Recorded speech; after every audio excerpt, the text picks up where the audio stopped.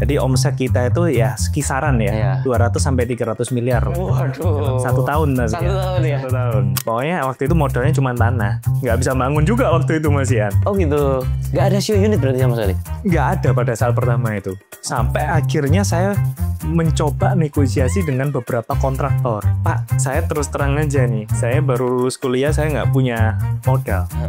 Nah, modal saya cuma tanah ini. Boleh nggak kalau misalnya nanti saya bayarnya ini setelah laku? Akhirnya di-okekan dengan kontraktor.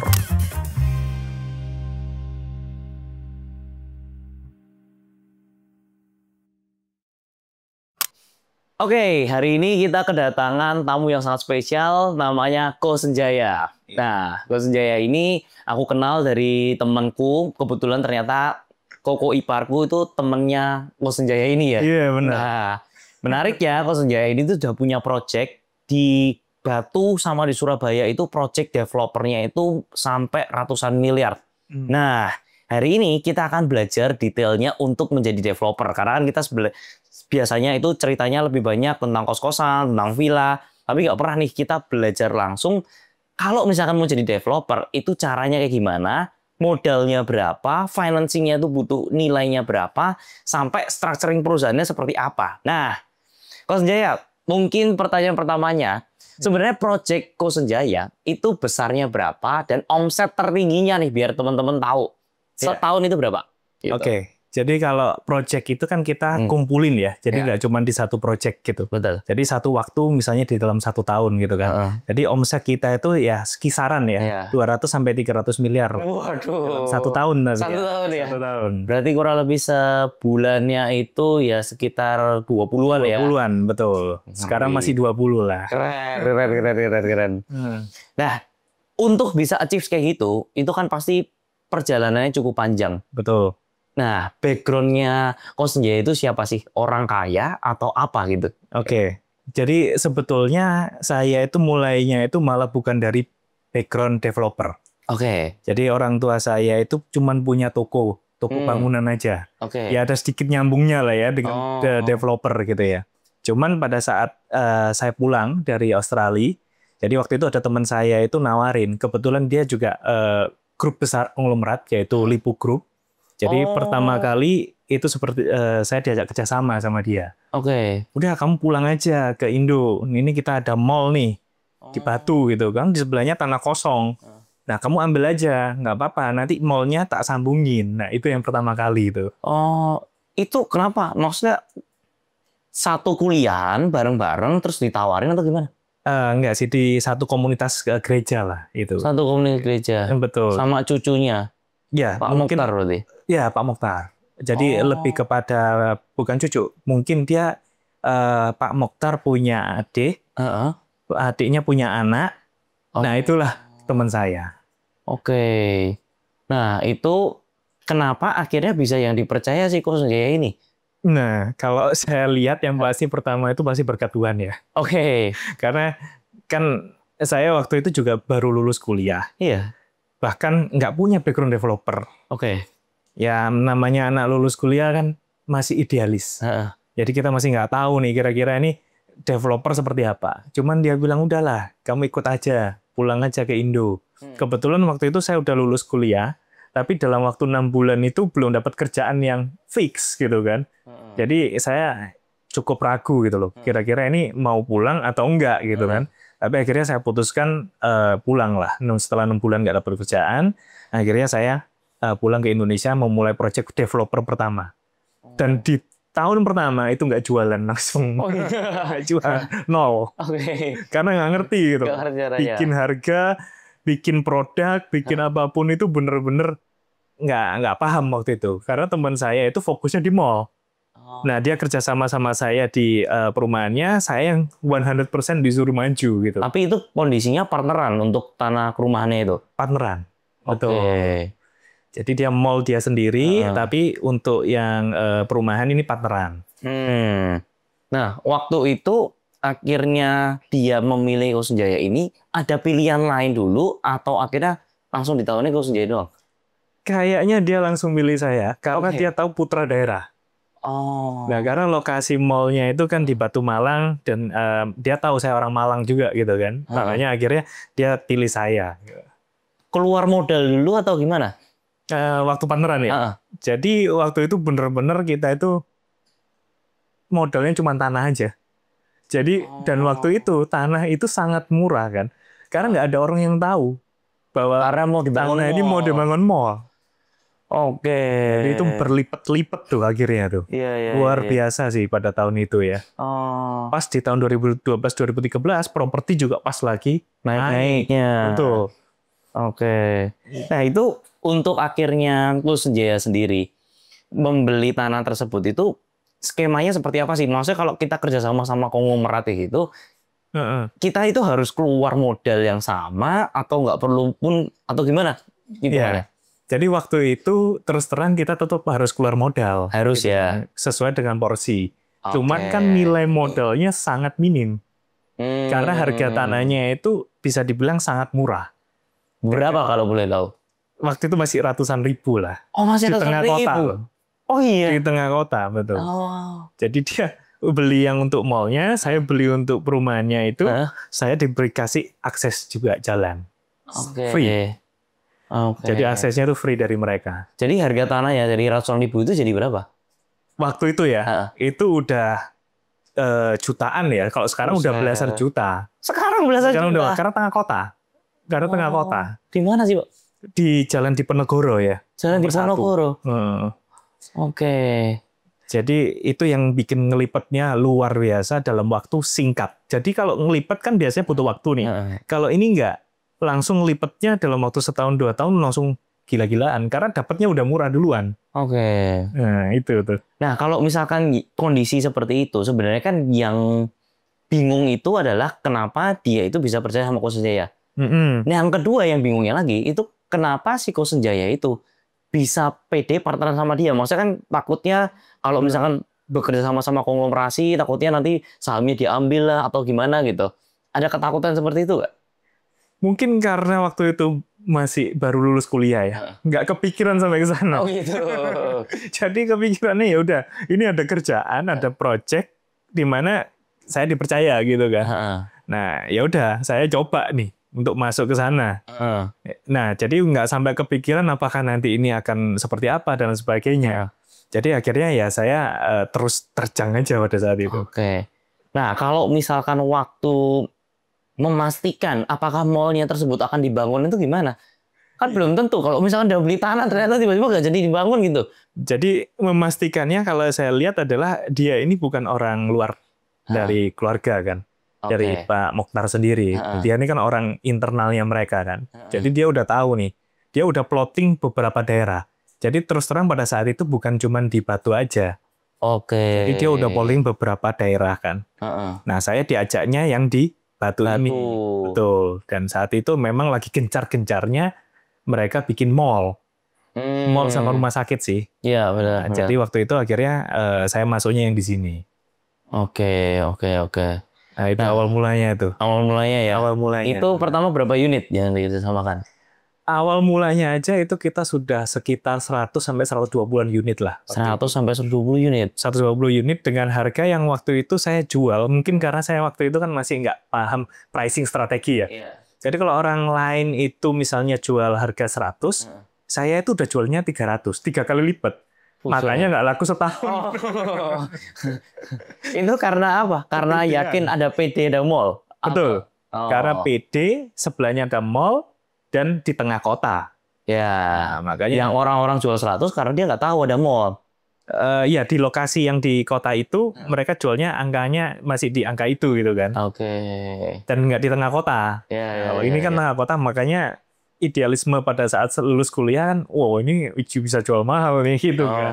Dan saya dibebaskan untuk bikin harga, bikin apapun itu dibebaskan. Pokoknya waktu itu modalnya cuma tanah. Itu nggak bisa bangun juga waktu itu Mas Ian. Oh gitu. Betul. Nggak ada show unit berarti sama sekali? Nggak ada pada saat pertama itu. Sampai akhirnya saya mencoba negosiasi dengan beberapa kontraktor.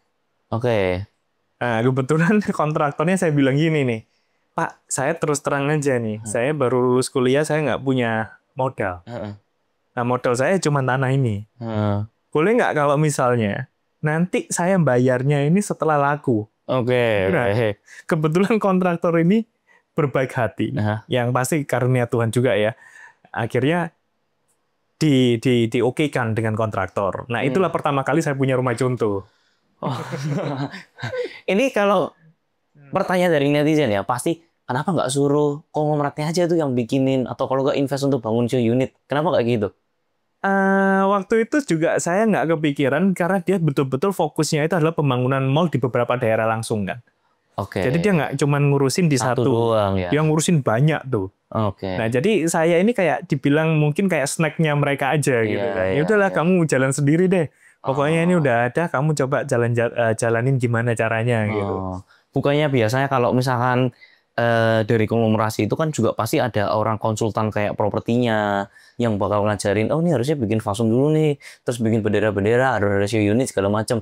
Itu nggak ada tiba diajarin gitu atau enggak. Jadi pada saat itu betul-betul pada saat di awal itu mereka nggak expect gitu ya. Istilahnya kalau di properti ini itu nanti akan jadinya seperti apa kan yang di developernya ini kan. Jadi mereka betul-betul fokus di mall-nya. Itu udah ribet banget kan. Ibaratnya bangun mall bukan cuma di satu kota. Betul. Dia bisa bangun mungkin di 5 atau 6 kota tuh sekaligus.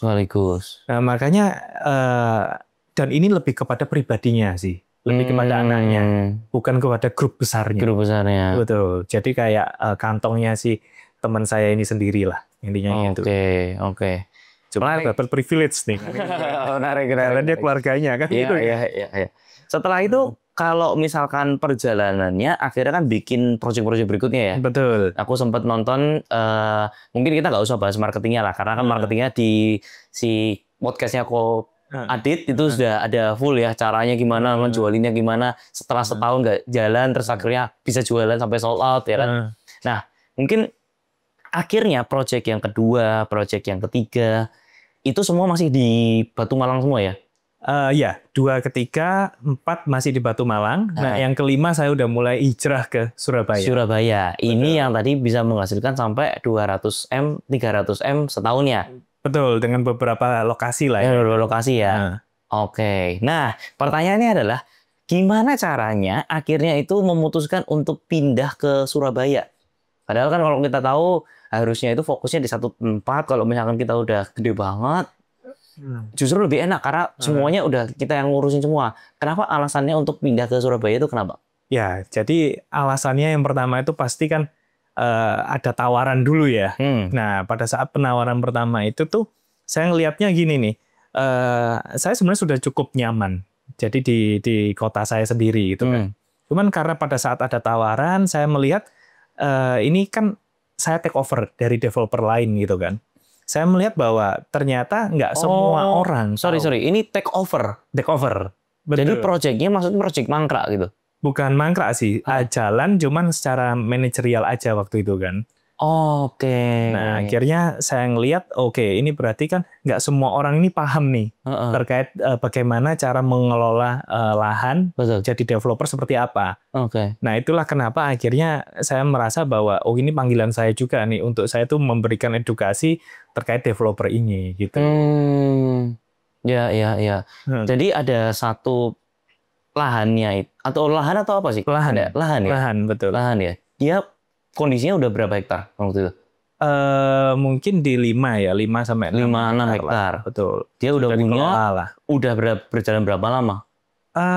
Kayaknya waktu itu di tahun 2019 dia mulai. 2019. Betul. Terus dia nggak bisa jualan atau gimana?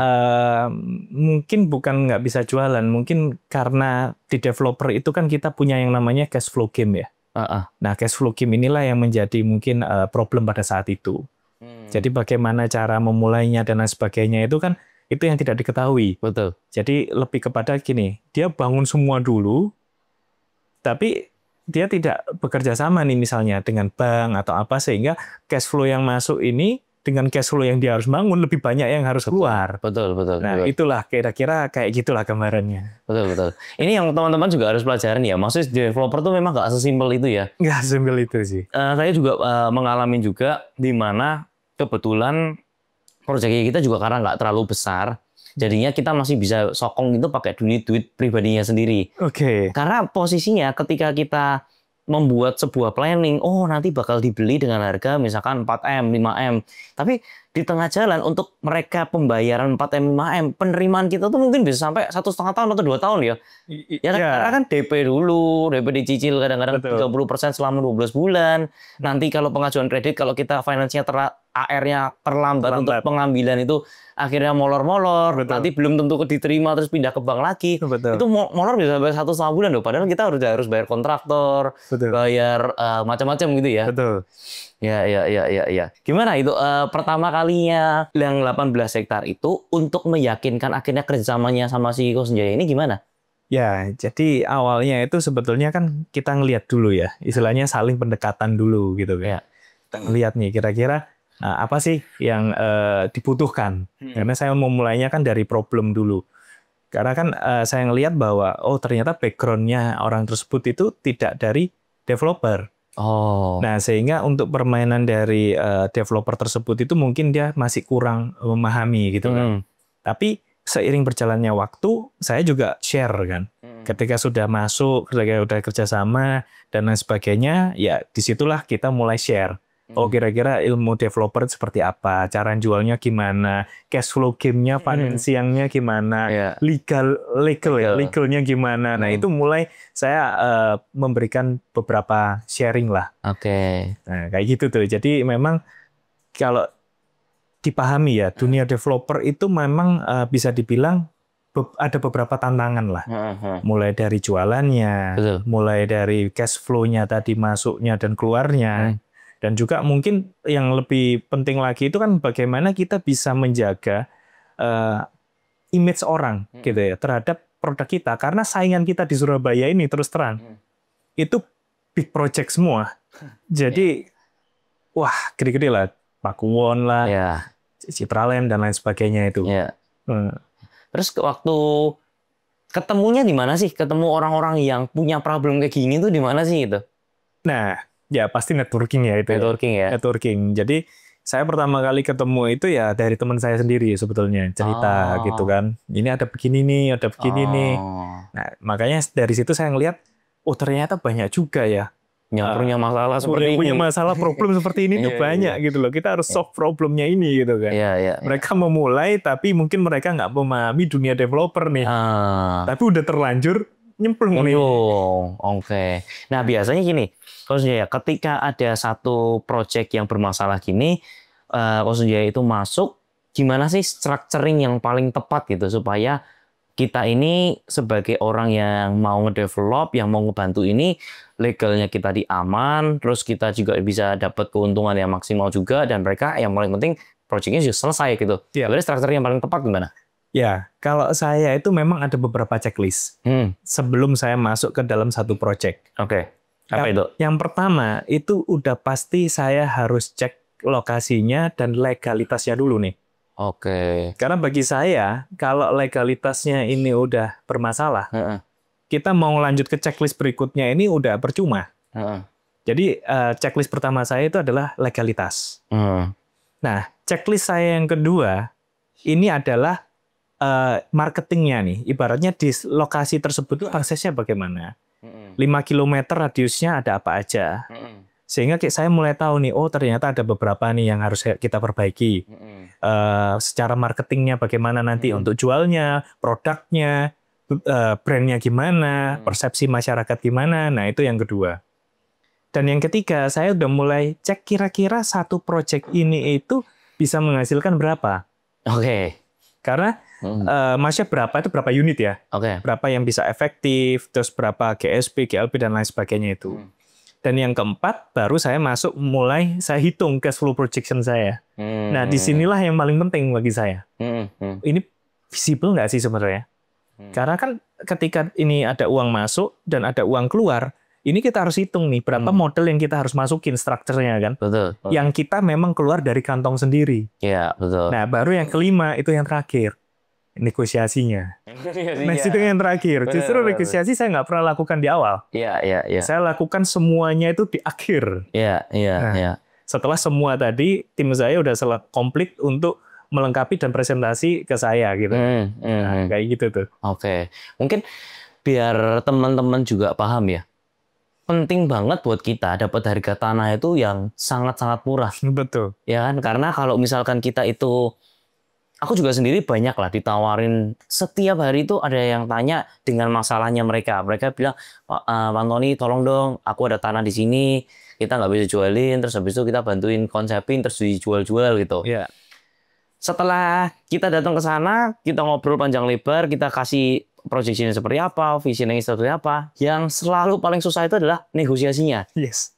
Karena mereka itu ngerasa tanahnya mereka itu, misalkan ya, kita ambil contohnya harga pasaran di sekitar sana 10 juta. Mereka itu dari 10 juta, karena tanahnya besar, mereka jual cuma harga 7 juta. Nah, kita mau 7 juta, kita beli, terus nanti kita bikin fasos-fasosnya itu, pemotongan buat jalan segala macam. Itu kan tanah matang udah sekitar 14 berarti kan? Betul. Nah, belum nanti harus ada operasional yang di dalam untuk menjualnya. Betul. Belum nanti profit developernya. Betul. Nah, ini kalau kita hitung-hitung bisa jadi 21 juta dari yang sebelahnya 10 juta, kita beli 7 juta itu bisa jadi 21 juta. Oke. Nah, ini kan jadi akhirnya nggak berkompet sama yang sebelah-sebelahnya. Ya. Nah, kalau dari Ko Senjaya sendiri, sebenarnya kita ini tuh kalau harga market sekitar sana 10 juta, kita harus dapat harga tanah matang itu berapa sih?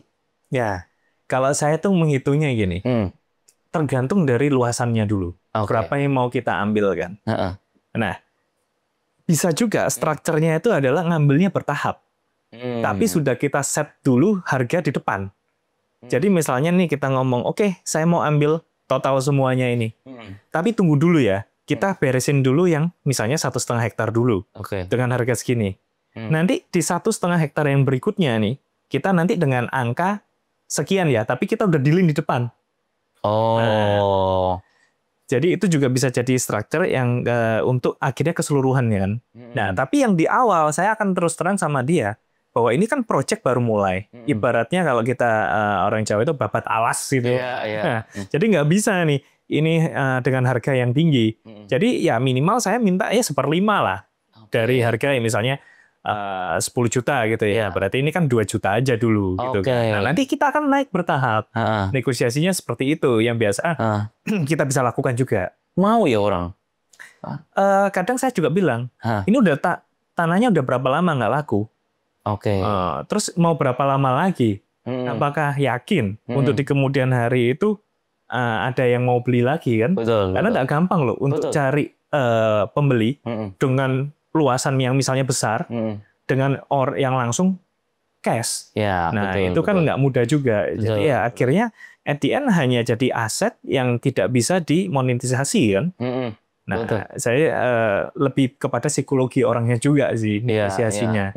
Tapi ini teman-teman bukannya kita itu sebagai developer ya ngerasa kayak bakal untungnya banyak gitu. Bukan seperti itu ya. Kita nego harga seperti itu karena kita tahu kalau misalkan lebih dari situ kita nanti nggak bisa jualan gitu. Betul. Ya kan? Betul. Jadi yang aku sering banget ketemu sama pemilik tanah karena mereka itu kondisinya yang punya lahan besar itu adalah rata-rata yang memang orang udah kaya, udah senior ya. Mereka ngerasain yang namanya kenaikan properti harganya gila-gilaan ya kan. Dia selalu menganggapnya yaudah daripada jual ke Antoni aku cuma dihargain 7 juta, mendingan aku tunggu aja dari 10 juta jadi 12 juta. Coba aja tunggu gitu loh. Ya kan?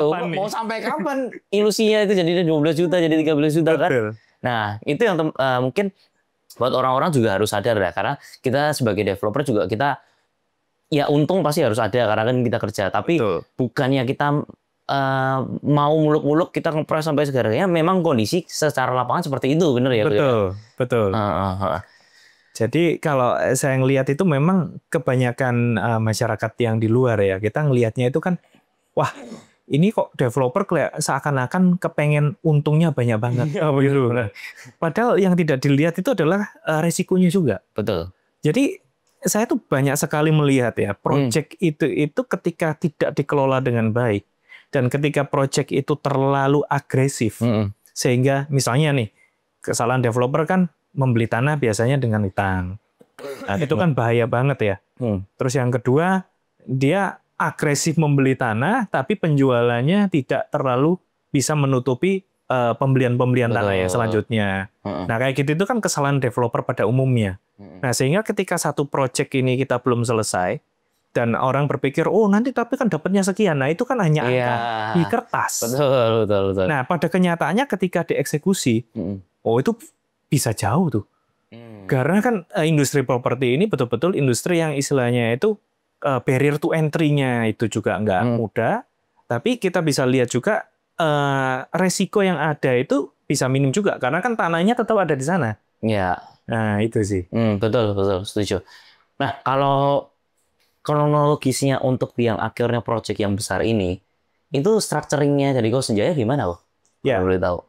Jadi kalau structure tadi seperti yang tadi saya sempat ngomong kan. Jadi saya ambil itu bertahap. Oh jadi ini beli putus? Bisa beli putus atau nanti kita sudah ada perjanjian dengan oke, ini yang ini dulu nih kita selesaiin 1,5 hektar dulu nih. Nanti dari untung sini kita akan naik lagi ke sebelahnya. Tapi harga udah disepakati di awal. Nah, Go Senjaya sendiri itu untuk mengerjakan proyek yang satu ini posisinya KSO atau beli lahan atau gimana? GV kan? GV ya. GV ya. Oke, terus habis itu negonya itu udah nggak usah pusing-pusing berapa persen, yang penting harga tanahnya kita akuin sekian gitu ya. Betul. Terus sehingga berapa nih harga yang nanti kan dia juga pasti akan masuk ke dalam shareholder juga kan. Betul. Nah dari situ itulah yang kita lihat kira-kira berapa persennya sesuai dengan total projection yang sudah kita siapkan di depan. Oke, nah nanti baru penerimaannya di belakang atau ketika sudah dapat bayar DP 20%, 30% bayar ke itu? Itu tergantung negosiasi. Ya. Kalau bisa juga pakai dividen kan? Nah, gimana itu caranya dividen? Jadi kan masuk ke GV itu kan pasti ada PT kan.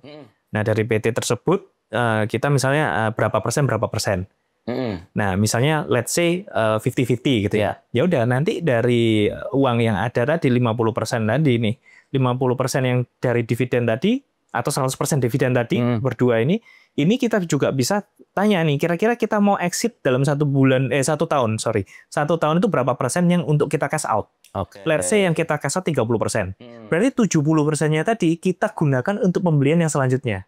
Nah itu strukturnya juga bisa seperti itu kan. Berarti dia juga ikut masuk pembeli lahannya itu juga dong? Betul, bisa juga seperti itu kan. Atau harga lahannya dia berapa, dihargai berapa, sehingga persentasenya dia berapa. In-bank berarti. Iya. Nah biasanya kalau misalkan seperti itu ya, GV ini kan ada tenor waktunya juga ya. Kalau sewaktu-waktu mungkin nggak laku atau gimana kan dia harus ada jangka putusnya juga. Betul. Biasa amannya kita berapa lama sih? Kalau saya itu melihat di dalam satu GV itu negosiasi di awal itu memang penting ya untuk berapa lamanya gini kan. Kalau saya tuh ngelihat satu project, let's say lah 1,5 hektar sampai 2 hektar ya, kita untuk satu cluster ya. Itu ya kita bisa makan waktu 2 sampai 3 tahun gitu. Tapi amannya kita setnya 4 tahun kayak gitu. Jadi itu normalnya ya. Cuman mungkin kalau bisa lebih cepat berarti lebih baik. Gitu kan. Biasa kan nanti ada klausul juga ya kalau misalkan sampai ternyata nggak achieve nih. Either kita beli tanahnya langsung sekian, atau yaudah kita dipecat atau dikeluarkan dari itu gitu ya saudara ya. Iya, cuman malah kebalikannya sebenarnya. Kita yang memecat kan. Oh iya, karena udah dibeli ya, benar. Ya. Nah, untuk akhirnya proyeknya itu dijalankan, sebenarnya proyeknya itu bisa nilainya berapa, terus kita itu keluar uangnya berapa persen sih sebenarnya? Jadi kalau kita ngomong rule of thumb aja ya. Ya, rule of thumb lah. Kalau misalnya proyek ini ada senilai 100 miliar gitu ya. Dari 100 miliar itu, kalau saya biasanya itu mempersiapkan cash sendiri, itu sekitar 20%. 20%? 20%. Jadi untuk make sure bahwa proyek ini itu akan berjalan, dan kita bisa untuk menyelesaikan. Gitu kan. Jadi karena saya berpikir kalau misalnya nih sampai nantinya kita tidak membutuhkan perbankan, setidaknya saya udah aman dulu secara equity. Karena kan aset itu terdiri dari equity dan juga liability kan. Nah, tapi saya amankan dulu nih. Karena ketika misalnya ada perbankan dan sebagainya, kan seharusnya yang kayak biasa dilakukan developer adalah yang mencairkan dana itu adalah dari usernya sendiri. Jadi kita bisa bangun itu dari Iya, benar dari usernya. Dari usernya sendiri. Sehingga 20% ini kita tidak perlu pakai untuk pembangunan rumahnya, tapi kita bisa pakai untuk infrastruktur, untuk legalitas, untuk marketing dan lain sebagainya. Oke. Nah, amannya sih seperti itu. 20% gede loh. Lumayan gede. Gede ya? Oh, itu untuk safety ya. Kalau saya bilang itu lebih untuk ke safety aja sih. Oke. Ini dengan 20% kita masuk ini tuh dengan asumsi udah GV ya, maksudnya orangnya udah mau kerjasama dengan lahan, penerimaan mereka itu terakhir 20% itu dipakai buat show unit segala macam. Betul, untuk semuanya. Jadi untuk kegiatan marketing, dia memang nggak langsung pakai semua kan? Iya. Kan pakainya bertahap. Parsial nih. Tapi at least kalau misalnya project ini belum bisa sampai di apa namanya dijual langsung, kan ada lagging time-nya kan. Betul.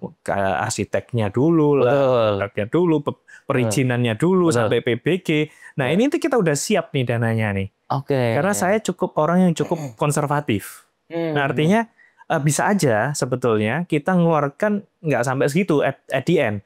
Tapi saya hanya prepare-nya sekian. Oke. Mungkin at the end project-project saya itu ya bisa 5-10% aja. Ya, yang akhirnya kita pakai ya. Iya, betul. Tapi saya prepare itu safety-nya.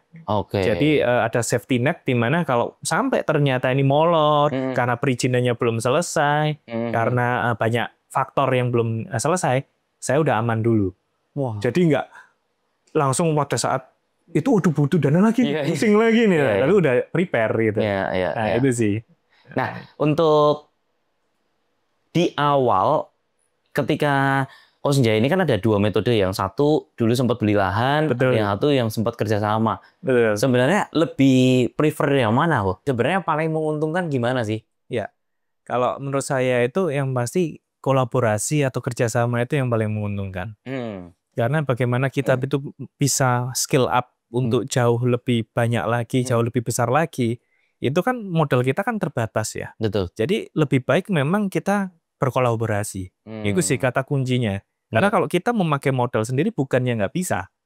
Bisa. Tapi akhirnya semua modal kita itu hanya ditaruh di 1, 2, atau 3 tempat. Tapi dengan modal yang sama, ketika kita kerjasama, kita ini bisa langsung bisa punya 10 project, 15 project. Nah, makanya menurut saya lebih menguntungkan itu kalau misalnya kita bekerja sama. Dan sekaligus memanaging the risk kan, resikonya. Betul. Tapi kan kalau misalkan yang pertama itu kayaknya proyeknya harusnya paling menguntungkan itu ya. Betul. Dari tanah 100.000 kan. Betul. Jadi berapa juta itu naiknya berkali-kali. Oh, berkali-kali kalau itu. Oh. Benar. Nah, terus masih berlanjut atau enggak sih partnernya? Kita masih punya lahan di sana yang kita memang di depan kita sebagai istilahnya apa ya, dagingnya lah. Tapi sampai hari ini kita masih belum apa-apakan lah. Oke. Oh, jadi proyek kedua, proyek ketiga partnernya nggak ikut? Udah nggak ikut. Udah nggak ikut. Karena kan itu benar-benar hanya untuk di proyek itu aja. Proyek itu aja. Betul. Diajak lagi atau enggak itu yang kedua, ketiga? Yang kedua, yang ketiga itu kan karena memang ini hanya snacknya dia ya. Dia kembali ke fokusnya dia. Fokus di dia. Betul.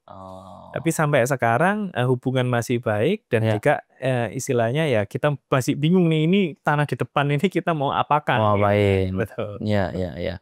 Karena kalau misalkan partneran gitu biasanya cuma per project aja ya, nggak bikin lagi gitu ya. Betul, karena kalau di developer ini kan kita bicara kan project ya. Jadi setelah project ini selesai, apakah nanti ada project lain dan lain sebagainya, itu kan kita juga harus hitung semua visibility-nya kan. Dikhawatirkan kita misalnya ini, kita berhasil nih di project ini, tapi kan pas performance itu nggak akan bisa terproject dengan future kalau misalnya kita nggak hitung dengan benar. Betul. Kosenjaya ini tuh berarti sekarang semua proyeknya sendirian ya? Saat ini masih sendiri. Ada beberapa yang memang apa ya, kalau bisa dibilang itu ada investor yang masuk juga dan lain sebagainya seperti itu sih. Tapi yang direksinya cuma Kosenjaya sendiri? Oh, direksi ya ada komisaris juga. Oke. Maksudnya secara CEO, CMO semuanya nggak ada yang punya share gitu ya? Maksudnya full 100% dari Kosenjaya sendiri? Iya, saat ini ya. Wah, hebat banget.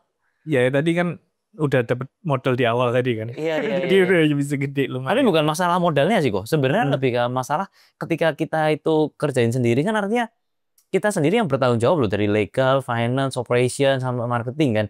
Ya, cuman saya punya timnya sih. Jadi Oke.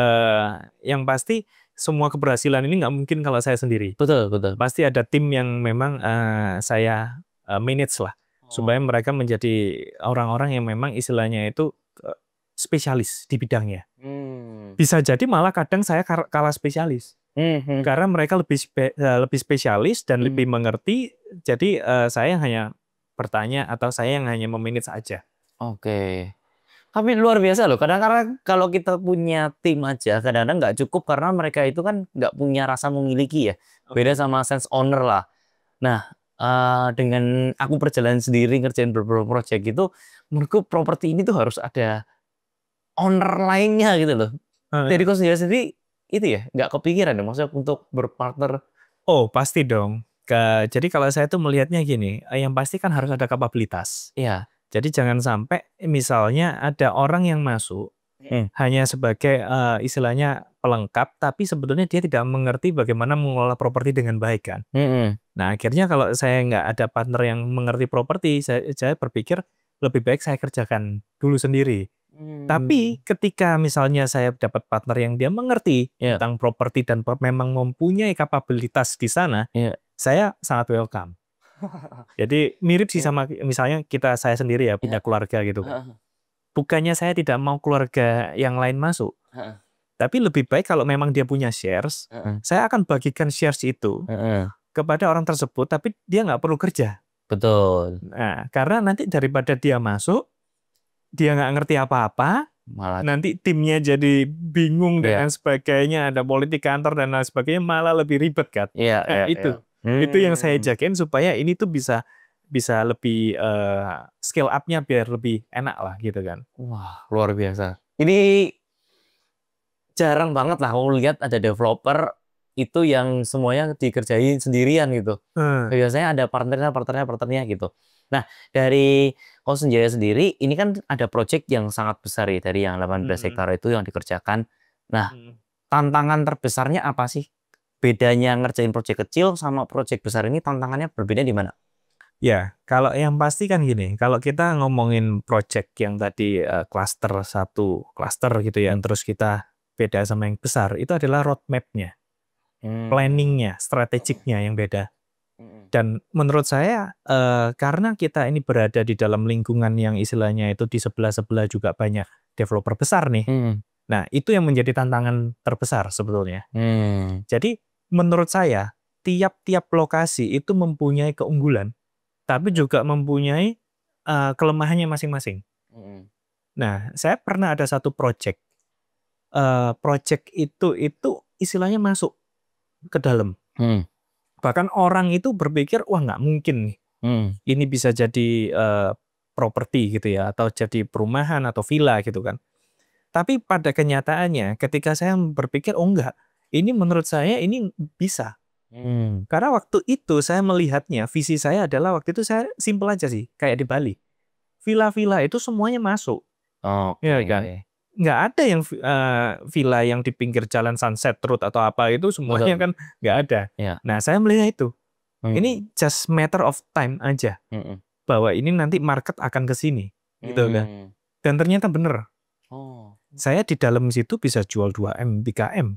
Nah, jadi saya melihat bahwa sebetulnya apa yang orang lain lihat itu belum tentu seperti apa yang kita lihat. Bisa jadi ternyata proyek yang kita lihat itu orang berpikir, wah ini nggak mungkin gitu kan. Tapi karena kita punya visi, kita bisa tahu melihat, oh ini mau kemana nih properti atau lahan ini, makanya itu bisa terdeliver sih. Tadi kalau tantangan yang paling beratnya selama ini apa sih? Untuk di developing sendiri? Yang pasti balik lagi ke yang tadi, yang pasti adalah kita harus prudent banget di soal cash flow. Cash flow ya. Yang kedua legal ya. Karena ya betul, legal ini juga kita harus sangat prudent. Karena saya melihat banyak case yang jatuh di legal. Ini akhirnya merontokkan keseluruhan perusahaan. Jadi ini juga legal, ini juga menurut saya penting banget. Jadi di cash flow, di legal, dan yang ketiga adalah di sellingnya. Sellingnya ya. Betul. Kalau tadi yang ke legal, apa sih sebenarnya yang harus diperhatikan, harus ada di dalam structuring tersebut? Kalau di legal, itu kan kita bisa bicara legal ini kan cukup luas ya. Bagaimana kita menstructure dengan shareholder lain, dengan investor, ini kan juga penting. Oke. Ini harus benar dulu di awal nih. Terus yang kedua, bagaimana legalitas terkait dengan tanah itu sendiri. Karena kita tidak bisa hanya berpikir, oh ini udah dicekking di BPN misalnya, udah beres nih. Nah kadang saya tidak hanya lakukan itu. Jadi saya juga ada ya dalam tanda petik intel sendiri yang terjun ke lapangan. Untuk dia tanya nih ke kanan kiri, depan belakang, terus ke Pak Lurah gitu kan, di mana dia yang mengetahui, karena kan dia orang daerah sana. Jadi sampai sekomprehensif itu saya ngeceknya. Dan yang ketiga adalah tentang perizinan itu sendiri. Jadi apakah tanah ini itu bisa dibuat untuk peruntukannya untuk apa? Karena banyak juga developer yang saya lihat ya, kadang beli dulu, baru dicek, oh ternyata ini cuma bisa untuk sawah nih. Wah, itu mau kita punya apa itu namanya tadi feasibility study apapun, kalau legalitas awalnya udah salah, udah berat itu. Apalagi kalau uangnya udah masuk. Setuju. Itu aku juga pernah punya pengalaman. Kita itu mau bangun villa, udah dikonsepin, sudah sampai di gambar kerja, kita ternyata baru tahu sertifikatnya itu pekarangan, tapi zonasinya bisa hijau. Ini aneh banget nih kejadiannya. Nah itu juga kita belajar banget. Waduh, memang orang legal itu penting banget. Penting banget. Itu udah nyawanya dari developer sendiri. Betul. Ya. Ada tim legalnya sendiri ya berarti ya? Ada. Jadi kita punya tim legal yang memang spesialis di tanah ya. Istilahnya kan karena kita ini berada di bidang yang memang sangat highly regulated terkait sama tanah kan. Jadi kita harus punya memang tim legal yang kuat. Terakhir baru yang kita harus perhatikan adalah gimana caranya kita bisa ngejual ya. Betul. Kalau sekarang nih, gini kan banyak orang bilang ekonomi susah, terus habis itu makin ketat ya, makin kita pengeluaran juga spendingnya, kita ngelihat penjual mobil juga turun, sampai produk-produk Cina tuh juga banyak turun-turun kan harga dari jual mobilnya. Properti gimana? Ya kalau saya lihat memang terpengaruh juga. Terpengaruh juga ya, ya. Pengaruhnya lah dari perang dari China ya kan dengan US, terus terakhir kita di Timur Tengah, pasti orang akan lebih kepada wah saya wait and see dulu deh, saya nggak berani deh untuk invest atau untuk beli di kondisi yang memang volatility-nya tinggi. Nah pasti ada pengaruhnya. Tapi bagi saya di setiap ada tantangan, di situ juga ada yang namanya opportunity. Setuju. Nah itu sih. Jadi saya memandangnya sesuatu yang istilahnya oh ini malah kesempatan. Apa yang Ko Sunjaya lihat, terus gimana cara Ko Sunjaya menemukan kesempatan itu, Ko? Ya, jadi kalau saya lihat kan misalnya orang ini malah takut beli gitu kan. Saya ngelihat malah justru ini time to buy. Karena banyak orang takut, banyak orang istilahnya developer itu juga akhirnya membuat promo. Dimana promo-promonya ini yang penting kita gimana nih secara short term ini kita harus jual dulu. Betul. Karena ketika promo itu muncul dan lain sebagainya, nah berarti kan memang harganya udah benar-benar di bawah, di stress. Betul. Untuk tadi balik lagi cash flow-nya tadi supaya ngalir. Iya, benar. Justru di waktu sekarang tuh biasanya orang developer jual harganya itu dengan harga yang sangat murah ya. Betul. Ya, diringankan secara pembayaran, diringankan secara kita punya bunga dari bank pun juga murah gitu loh. Betul. Ya. Nah, kalau dari Ko Sunjaya sendiri, strateginya apa sih gitu untuk menghadapi situasi ini? Bikin program apa sih gitu? Nah, kalau dari saya tuh mulainya itu udah pasti saya ngelihat gini, segmen kita dulu, positioning kita dulu nih. Jadi saya di Sifra 8 ini kan berpikir gini, kita tuh nggak bisa membuat produk tanpa memperhatikan customer dulu. Nah, customer kita ini siapa sebenarnya? Kan kita bisa yang paling umum ya, kita ngelihat adalah dari sisi demografis, dari sisi geografis. Nah yang menurut saya lebih penting lagi itu adalah psikografisnya dan behavior. Betul. Karena kan ini pergeseran generasi. Nah, di mana mungkin generasi-generasi sekarang ini kadang banyak ya kita lihat konten-konten, oh lebih baik sewa dulu deh. Betul. Nanti kalau udah punya dana baru kita mulai beli properti, baru cicil. Nah, ini kan tantangan juga nih buat developer kan. Karena kalau nggak ada yang beli atau semua berpikir demikian kan berarti semuanya sewa kan gitu kan. Betul. Nah, itu saya lihat dari sisi itunya dulu, behavior-nya dulu. Nah, itu strategi yang pertama yang pasti saya harus tahu positioning kita seperti apa. Baru setelah itu saya ke produk. Nah, karena produk yang baik itu adalah produk yang bisa menjual dirinya sendiri. Setuju. Jadi tanpa kita perlu sales pun, itu produk itu udah bisa menjual sendiri nih. Nah, baru saya terakhir adalah ke branding kan gitu ya. Jadi ya selling kita ini harus komprehensif secara short dan sampai kepada long-nya dan sampai kepada yang tadi future di brand tadi kan. Jadi tiga-tiganya ini menurut saya harus disatukan. Kita ambil contoh kalau misalkan Ko Senjaya bilang tadi itu ada orang itu rata-rata mau sewa, gimana solusinya, Bu? Nah, jadi kalau saya ngelihat gini, kan segmen tadi itu ada segmen yang memang orang di dalam pemikirannya dia adalah mau sewa aja. Tapi ada juga loh orang yang istilahnya itu mau beli. Tetap mau beli. Kita fokusnya yang ke sini. Kita positioningnya yang sini nih. Nah, sedangkan yang mau sewa tadi itu nggak salah juga. Tapi kita edukasi. Loh, ini kalau kamu nggak beli sekarang, maka nanti ini harganya terus akan naik, dan ketika ini akan naik, maka akan susah lagi untuk DP-nya lagi kan. Betul. Nah, jadi karena segala sesuatu yang kayak kita di properti itu kan limited ya. Tanah itu limited. Betul. Tanah itu nggak bisa dikembangbiakkan. Jadi rare. Nah, tinggal lokasinya aja dipilih yang benar. Yang gitu ya. Benar. Jadi itu akan membuat harga itu akan terus naik. Jadi saya tuh punya prinsip kalau di properti itu kerugian kita, misalnya nih ya kalau kita di developer ya sampai kita udah invest ya, paling jeleknya apa sih kan gitu kan? Paling jeleknya ya kita punya tanah. Betul. Jadi nggak hilang nol. Betul. Kan banyak investasi yang kalau hilang, waduh, iya kan atau apapun lah. Tapi misalnya kalau di properti kita masih punya tanah ya. Even bisnis F&B pun ya. Iya bisa. Itu nol loh. Kita atau minus. Iya kalau minus tuh benar-benar loh. Padahal kita punya asetnya, punya barang-barangnya, tapi dijual juga gak laku, itu pancinya, apa segala macam ya kan. Betul. Ya. Nah, terus dari Ko Senjaya sendiri, setelah ngelihat project-projectnya sekarang itu trennya tuh juga ada orang-orang seperti itu. Kira-kira Ko Senjaya ini bikin produk seperti apa sih? Nah, saya menyesuaikan dengan yang kalau saya bilang itu produknya Gen Z gitu kan. Produknya Gen Z. Betul. Jadi produk-produk yang istilahnya gini, behavior-nya mereka seperti itu nih. Mereka pinginnya itu segala sesuatu yang mungkin yang Instagramable, ya kan. Terus yang secara fungsi ya. Secara fungsi ini juga bisa dimanfaatkan dengan baik. Karena saya tidak akan lari dari 3 konsep properti yang saya pegang dari dulu. Yaitu yang pertama adalah kekuatan. Padahal ini tuh yang paling sering tidak dilihat. Karena apa? Semuanya berada di dalam tanah kan. Dan struktur dan lain sebagainya. Padahal itu penting.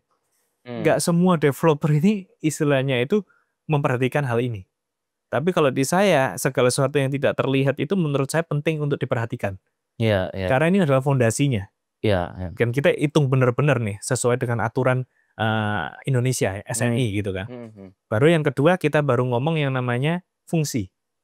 Nah, Gen Z ini menurut saya itu mulai bermainnya di fungsi ini. Fungsinya. Betul. Jadi ruangan mungkin nggak perlu harus besar-besar banget.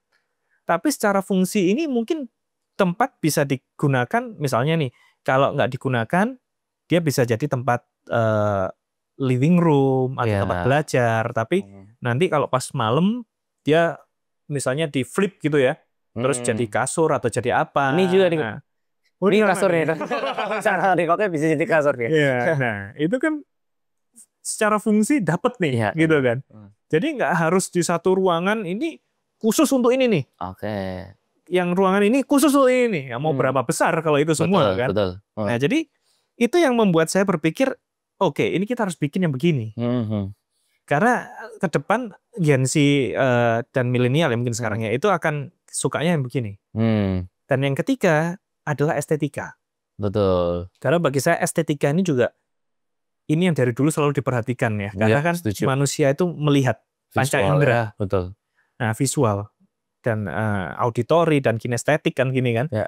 Nah, jadi 3 hal tadi itu sih. Tetap pada dasarnya semua yang beli tetap manusia. Ya, tinggal generasinya aja gitu. Ya. Generasi dulu juga sama, masih suka 3 ini. Ya. Berarti kunci utamanya itu ya arsitek ya. Betul, produk. Bener-bener dia yang pegang kunci untuk bisa membuat ambience-nya itu jadi gitu kan ya. Betul. Jadi kalau saya lihat arsitek itu juga harus melakukan yang namanya research development. Oh gitu. Betul. Selama ini sih bagi saya divisi yang jarang itu adalah di Indonesia ini adalah research. Setuju. Padahal itu yang paling penting sih menurut saya. Jadi kita sebelum tadi melaunching produk atau apapun, kita tahu customer kita bagaimana, behavior-nya bagaimana, psikografisnya gimana, baru produk itu dibuat. Kadang arsitek sih lebih kepada dia produk langsung nih. Padahal sebetulnya sebelum harus itu ada satu step lagi nih. Betul. Ya. Itu yang saya juga baru pelajari beberapa akhir waktu ini sih. Iya. Setuju sih. Itu yang akhirnya jadi kekuatan di kita juga, karena waktu kita bikin kosan, kita juga bener-bener kayak interview anak kosan tuh banyak banget. Sampai akhirnya tahu kebutuhan mereka tuh apa. Kita bikin satu villa pun juga kita datengin villa tuh mungkin udah lebih dari 50 kali tuh ada. Di Bali tuh kita cobain ke villa ini. Pokoknya setiap satu minggu kita itu di Bali, kita setiap harinya pindah ke villa terus. Oke. Nah itu yang kayak pentingnya, harus saja riset itu penting sekali sih. Harganya sangat mahal karena kita jadi kayak tahu ukuran pasnya berapa, ukurannya berapa, dan kadang-kadang kalau misalkan kita kasih ke orang pun juga belum tentu orangnya bisa sedetail owner kadang-kadang ya. Betul. Nah, kalau di Malang itu banyak tuh kos-kosan dulu. Gitu ya. Lagi booming juga. Booming banget ya. Betul. Jadi developer itu sekarang jualannya kos-kosan jadi. Kos-kosan. Iya. Ya. Menarik. Nah, terakhir mungkin dari Ko Sunjaya sendiri, kalau misalkan ngelihat Ko Sunjaya kan ngelihat dari belajar juga dari generasi-generasi yang sering konglomerasi tersebut, ada perbedaan nggak sih dari properti dulu waktu jualan sama sekarang nih, dari 10 tahun 11 tahun ini pengalamannya tuh apa sih yang berbeda gitu? Oke. Yang pasti ada pergeseran ya. Yang tadi saya udah bilang behavior-nya tadi kan. Kalau dulu itu saya tuh di tahun-tahun awal itu tuh mungkin yang namanya digital itu belum terlalu signifikan. Jadi tahun 2011, 2012 itu tuh kebanyakan kita tuh masih konvensional ya. Jadi masih pakai flyer, pakai brosur, kita open table. Jadi benar-benar yang offline-nya yang jalan kan gitu. Iya. Bergesernya waktu, saya ngelihat ya memang penjualan itu mulai ke digital. Tapi semakin saya bergeser ke sampai hari ini gitu ya, kita udah nggak cuman berpikir di sellingnya aja nih. Tapi bagaimana kita bisa menstructure dengan benar. Bagaimana kita punya yang namanya shareholder achievement, istilahnya mereka itu harus puas juga, satisfaction. Iya. Dan ya semua itu yang kita ramu ya. Jadi menjadi satu kesatuan, bagaimana kita bisa membangun hubungan dan semuanya itu bisa win gitu. Artinya bukan win-win aja, tapi win-win and win. Jadi kitanya menang, orang lain menang, tapi masyarakat sekitar ini juga menang. Setuju. Nah, itu sih yang berbeda ya. Betul. Oke, nah kalau dari Ko Sunjaya sendiri, mungkin buat teman-teman yang mau menjadi developer itu kira-kira apa sih yang harus diperhatikan? Terus habis itu pesan-pesan buat mereka tuh apa sih? Apakah masih menguntungkan atau enggak sih? Gimana, Ko Sunjaya? Ya, jadi sebetulnya industri properti khususnya developer itu masih berpotensi lah. Karena saya ngelihat di negara ini sendiri dengan di negara-negara tetangga kita itu aturannya pun berbeda. Nah, tapi yang saya lihat di Indonesia ini tuh potensinya masih gede. Aturannya pun sangat membuat kita ini cukup terbantu banyak. Contoh di tahun ini kan kita ada free PPN. Betul. Jadi free PPN sampai 100%, pakai sekarang 50%. Itu juga sangat membantu. Jadi kalau saya ngelihat potensi properti developer ini itu masih bisa dikembangkan. Dan terutama kalau yang baru pertama kali mau jadi developer, menurut saya itu harus berpartner dengan developer yang sudah berpengalaman. Setuju, itu setuju sekali. Kan kalau mulainya itu udah bener enak nih ke depan. Betul, gitu betul, kan. betul.